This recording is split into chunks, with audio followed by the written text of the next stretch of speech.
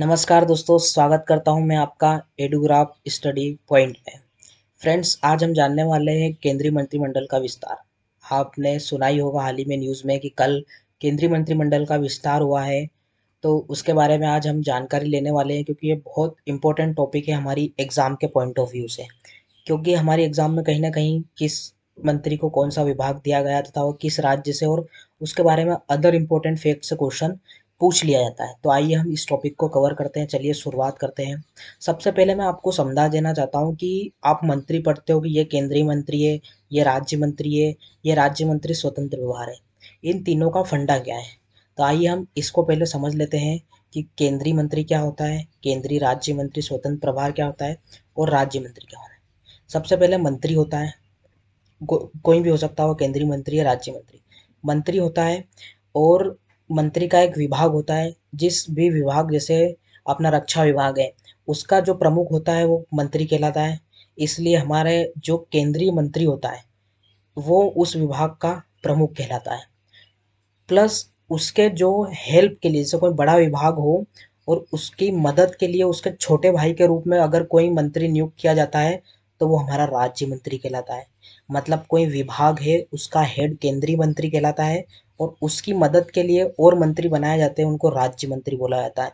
ये कैबिनेट मंत्री से नीचे दर्जे के मंत्री होते हैं, राज्य मंत्री होते हैं। जैसे अपन ने पिछले मंत्रिमंडल में अपन देखें, तो जो अपने वो थे, वित्त मंत्री थी अपनी निर्मला सीतारमण, हालांकि अभी भी है वो। और उनके नीचे काम करने के लिए एक और मंत्री बनाए गए थे, अनुराग ठाकुर। वो वित्त राज्य मंत्री थे। अपन देखते हैं निर्मला सीतारमण के आगे केंद्रीय वित्त मंत्री लिखा जाता था, और अनुराग ठाकुर के आगे वित्त राज्य मंत्री लिखा जाता था। तो आप आई होप ये समझ गए होंगे, केंद्रीय मंत्री होता है बड़ा भाई अपना, और राज्य मंत्री होता है उसकी मदद के लिए छोटा भाई। क्योंकि कुछ कुछ विभाग इतने बड़े होते हैं कि एक बंदे से टैकल करना या एक मंत्री से टैकल करना बहुत मुश्किल हो जाता है। फिर आता है अपना केंद्रीय राज्य मंत्री स्वतंत्र प्रभार।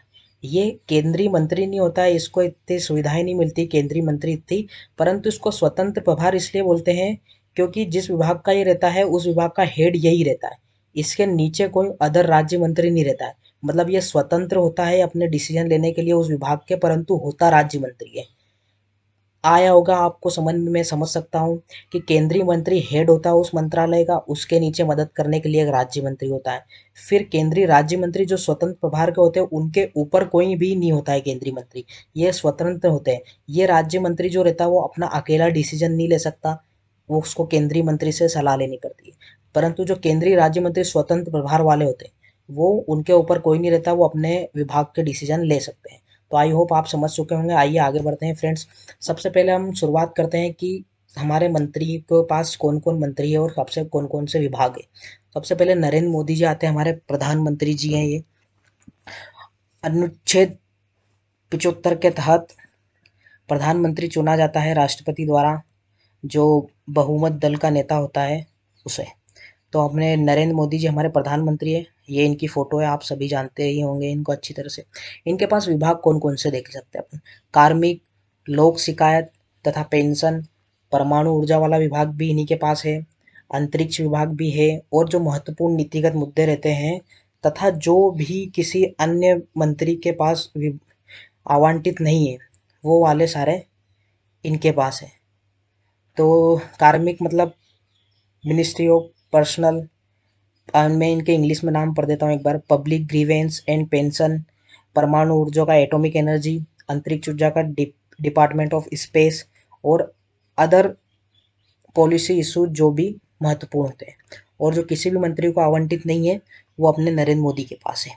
तो आई होप आप नरेंद्र मोदी के विभाग समझ गए होंगे। फिर आइए शुरू करते हैं राजनाथ सिंह। राजनाथ सिंह जी हैं हमारे रक्षा मंत्री। ये इनकी फ़ोटो आप देख सकते हो। ये पहले मोदी सरकार के 2014 से 2019 वाले कार्यकाल में ये अपने गृह मंत्री हुआ करते थे, परंतु जब से 2019 में नई सरकार 2.0 बनी है, उसमें रक्षा मंत्री है ये। इनकी ये राज्य यूपी के लखनऊ से सांसद हैं, ये आप ध्यान रखिएगा। तो अपने रक्षा मंत्री कौन है? राजनाथ सिंह। आइए आगे बढ़ते हैं। फिर आते हैं हमारे अमित शाह जी, मोटा भाई। अमित शाह जी के पास दो विभाग है। पहला विभाग है गृह मंत्री है ये अपने। इस बार मोदी सरकार 2.0 में इनको मौका मिला है, गृह मंत्री बने हैं ये। और जो अभी नया मंत्रालय है सहकारिता विभाग कोऑपरेटिव, उसको भी इन्हीं को दिया गया है सहकारिता। मतलब अब मैंने आपको एक वीडियो बनाई थी कि नया मंत्रालय गठित हुआ, कल या परसों ही हुआ था। उसके आई बटन में मैं आपको वीडियो डाल दूंगा, तो आप वहां से देख लीजिएगा।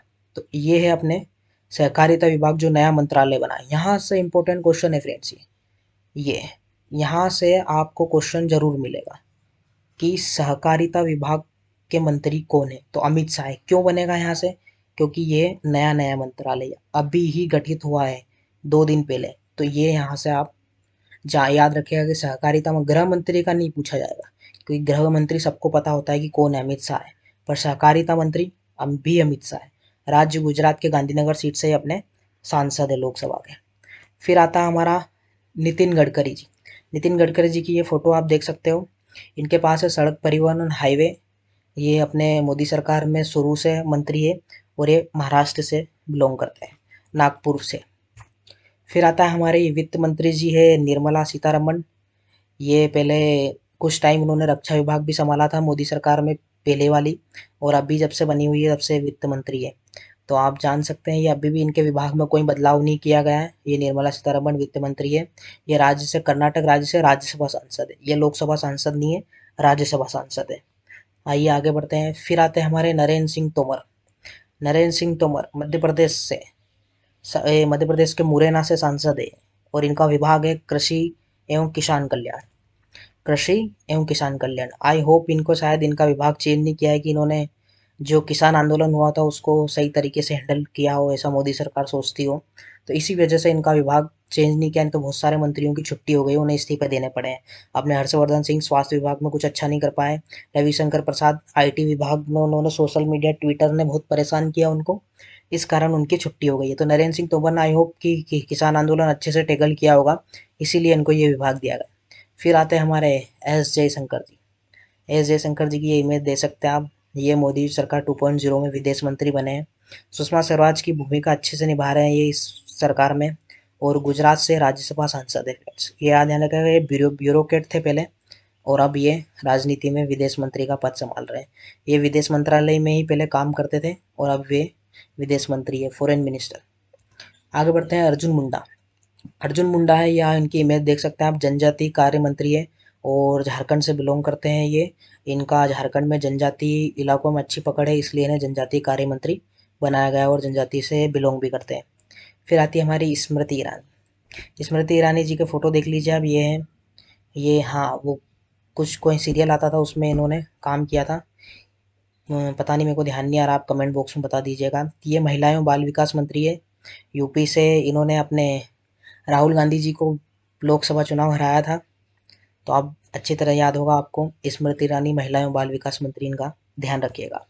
फिर आते हैं हमारे पीयूष गोयल जी। ये इनकी इमेज है। पहले ये इनका विभाग चेंज किया, रेल मंत्री थे पहले ये, अब ये वाणिज्य उद्योग एवं वस्त्र है। ये महाराष्ट्र से सांसद है, राज्यसभा सांसद है ये। फिर आते हैं हमारे धर्मेंद्र प्रधान।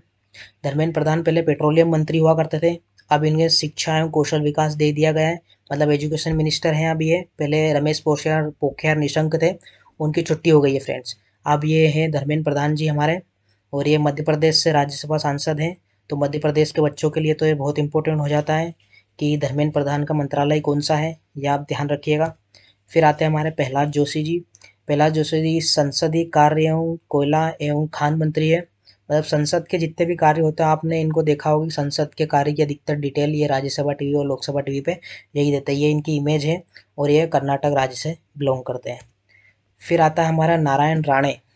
नारायण राणे महाराष्ट्र से हैं, पहले शिवसेना में हुआ करते थे ये, और शिवसेना से अब अच्छी वाली लड़ाई लड़ते हैं ये, इसलिए इनको इनाम मिला है। इनके पास एमएसएमई विभाग दिया गया है। नारायण राणे महाराष्ट्र से है ये। फिर आते हैं हमारे सर्बानंद सोनोवाल जी। ये पहले असम के मुख्यमंत्री थे फ्रेंड्स, आपको याद हो कभी तो। इनके पास विभाग है जलमार्ग एवं आयुष, और ये राज्य असम से हैं। तो आप ध्यान रखिएगा, ये इनकी इमेज है। पहले असम के मुख्यमंत्री हुआ करते थे ये। पहले ये असम डेमोक्रेटिक पार्टी के थे, फिर बीजेपी में आए और इनका अच्छा चल रहा है। अभी पहले मुख्यमंत्री बने और अब मंत्री बन गए सीधे। फिर आते हैं हमारे मुख्तार अब्बास नकवी। ये इनकी फ़ोटो है। ये अल्पसंख्यक क्या मतलब माइनॉरिटी से वर्ग, जो माइनॉरिटी है हमारे यहाँ, उनके लिए कार्य करते हैं, उस विभाग में है। राज्य इनका झारखंड से है, बिलोंग करते हैं। फिर आते हैं हमारे वीरेंद्र कुमार। वीरेंद्र कुमार सामाजिक एवं न्याय एवं अधिकारिता मंत्री दिया गया है, जो पहले हमारे थावरचंद गहलोत के पास हुआ करता था शायद। और ये मध्य प्रदेश के बच्चों के लिए इम्पोर्टेंट है। बुंदेलखंड से आते हैं ये, मध्य प्रदेश के बुंदेलखंड एरिया से। और इनको कहा जा रहा है कि यूपी में जो चुनाव होने वाले हैं, बुंदेलखंड एरिया में इनकी अच्छी पकड़ है, इसलिए इनको मंत्री बनाया गया है। और ये मध्य प्रदेश से है, मध्य प्रदेश के बच्चों के लिए बहुत इंपॉर्टेंट है वीरेंद्र कुमार। और जहाँ तक मुझे याद है कि 2019 में जो प्रोटेम स्पीकर बने थे, जो प्रोटेम स्पीकर वो होता है फ्रेंड्स, जिसको जो सभी सांसदों को शपथ दिलाते हैं, राष्ट्रपति इनको नियुक्त करता है। और ये 2019 वाली लोकसभा में ये थे, और 2014 वाली में भी मध्य प्रदेश से थे कमलनाथ जी। तो आप ये ध्यान रखिएगा, वीरेंद्र कुमार जी सामाजिक न्याय एवं अधिकारिता मंत्री है, मध्य प्रदेश से आते हैं ये, बुंदेलखंड साइड से। फिर आते हैं हमारे गिरिराज सिंह, कट्टर हिंदूवादी नेता। आपने इनके भाषण सुने ही होंगे कभी ना कभी। इनके पास है ग्रामीण विकास एवं पंचायत राज। ये बिहार के बेगूसराय से हैं। इनके सामने चुनाव लड़े थे अभी वो कन्हैया जी, जो हालांकि बहुत फेमस है अपने इसमें। उनको इन्होंने चुनाव हराया गिरिराज सिंह जी ने 2019 में लोकसभा बेगूसराय से। फिर आते हैं हमारे ज्योतिराज सिंधिया जी। ये इनकी इमेज है। मध्य प्रदेश में सरकार, बीजेपी की सरकार बनाने के लिए इन्हें इनाम दिया गया है। इनके पास है नागरिक एवं उड्डयन मंत्रालय दिया गया है, एविएशन मिनिस्टर बने हैं ये अब। पहले भी ये 2014 में भी शायद के पहले मनमोहन सरकार में भी मंत्री रह चुके थे। फिर ये अपने मध्य प्रदेश से राज्यसभा सांसद है, जिसकी वजह से पूरा मध्य प्रदेश में खिचड़ा हुआ सांसद पद के लिए। वही है दिग्विजय सिंह और इनके ज्योतिराज सिंधिया के बीच। तो ये ध्यान रखिएगा, मध्य प्रदेश में सरकार बीजेपी की इन्हीं की देन है।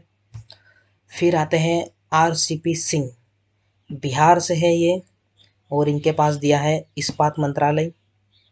आगे बढ़ते हैं फ्रेंड्स। फिर पशुपति के पारस, इनके पास है खाद्य प्रसंस्करण, बिहार से आते हैं ये, लोक जनशक्ति पार्टी के नेता हैं। फिर गजेंद्र सिंह शेखावत, जल शक्ति मंत्रालय। जल शक्ति मंत्रालय लास्ट टाइम 2019 में सरकार बनी थी और ये नया मंत्रालय बना था, और इसके पहले मंत्री थे, और इस बार इन्हें अच्छा काम करने के लिए इसी में रखा गया। राजस्थान से आते हैं गजेंद्र सिंह शेखावत। फिर आते हैं हमारे किरण रिजिजू, अरुणाचल प्रदेश से बिलोंग करते हैं। पहले खेल एवं युवा कल्याण मंत्री हुआ करते थे ये, अब कानून एवं न्याय मंत्री इन्हें बनाया गया है। तो ये याद रखिएगा आप, कानून और न्याय मंत्री किरण रिजिजू है।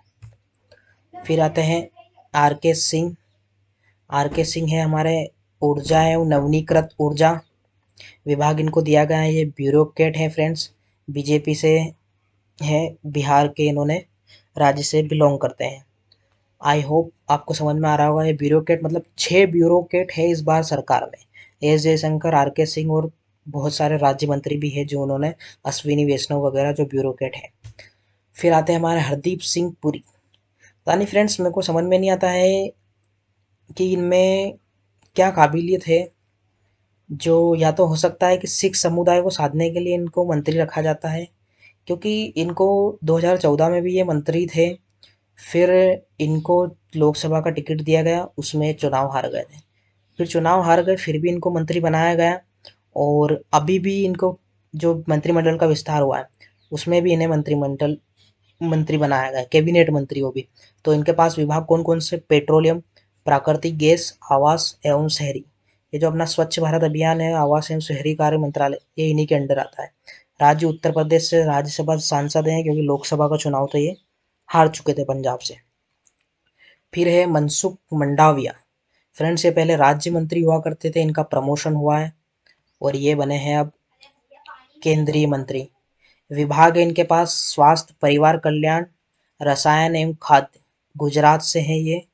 आप समझ सकते हो कि क्यों प्रमोशन हुआ है इनका। आइए आगे बढ़ते हैं। भूपेंद्र यादव, बीजेपी के बहुत समझदार नेताओं में से एक गिने जाते हैं ये। इनके पास विभाग है पर्यावरण, वन, जलवायु परिवर्तन, श्रम, रोजगार। राजस्थान से ये बिलोंग करते हैं। भूपेंद्र यादव नाम रखना इनका। बीजेपी में जितने भी, जैसे मोदी, अमित शाह हो गए, JP नड्डा हो गए, भूपेंद्र यादव, मतलब ये टॉप क्लास नेता बीजेपी के हैं जो सारे डिसीजन लेते हैं, उनके अंडर ये आते हैं। फिर आते हैं हमारे महेंद्र नाथ पांडे। महेंद्र नाथ पांडे के पास ये इनकी फ़ोटो देख सकते हैं आप। इनके पास है भारी उद्योग मंत्रालय और राजस्थान से ये बिलोंग करते हैं। आइए फ्रेंड्स आगे बढ़ते हैं। फिर आते हैं अपने पुरुषोत्तम रूपाला। ये भी पहले राज्य मंत्री हुआ करते थे फ्रेंड्स। इनका भी प्रमोशन हुआ है और इनको कैबिनेट मंत्री बना दिया है। इनके पास है मत्स्य पशुपालन एंड डेयरी। क्यों राज्य मंत्री बनाए गए हैं कि राज्य मंत्री से कैबिनेट मंत्री? गुजरात से आते हैं फ्रेंड्स। फिर आता है हमारा जी किशन रेड्डी। जी किशन रेड्डी का भी प्रमोशन हुआ है फ्रेंड्स। पहले राज्य मंत्री हुआ करते थे, अब कैबिनेट मंत्री। राज्य मंत्री गृह राज्य मंत्री हुआ करते थे, अमित शाह के अंडर में काम करते थे। अब खुद का विभाग होगा संस्कृति पर्यटन एवं पूर्वोत्तर विकास। तेलंगाना से बिलोंग करते हैं फ्रेंड्स। ये युवा ब्रिगेड भी नेताओं में गिने जाते हैं मोदी सरकार की। फिर आते हैं हमारे अनुराग ठाकुर जी। बीसीसीआई के अध्यक्ष रह चुके हैं ये। आईबी युवा एवं खेल मंत्रालय, खेल मंत्री इनके पास आ गए। बीसीसीआई के अध्यक्ष रह चुके हैं, तो समझ सकते हैं आप कि इनको खेल मंत्री किस लिए बनाया गया है। ये इनकी इमेज है और ये हिमाचल प्रदेश से हैं। आइए फ्रेंड्स आगे बढ़ते हैं। मैंने आपको बताया था कि ये स्वतंत्र प्रभार के मंत्री होते हैं। स्वतंत्र प्रभार के मंत्री होते हैं कि ये विभाग तो इनके पास है, परंतु इनके ऊपर कोई मंत्री नहीं है। ये केंद्रीय मंत्री तो नहीं है, परंतु केंद्रीय राज्य मंत्री है, परंतु इनके पास स्वतंत्र प्रभार है। ये इस मंत्रालय के डिसीजन लेने के लिए स्वतंत्र है। तो राव इंद्रजीत सिंह है पहले मंत्री वो, ये इनकी इमेज है। सांख्यिकी और कार्यक्रम क्रियान्वयन योजना और कॉरपोरेट मंत्रालय इनके पास है। हरियाणा से बिलोंग करते हैं।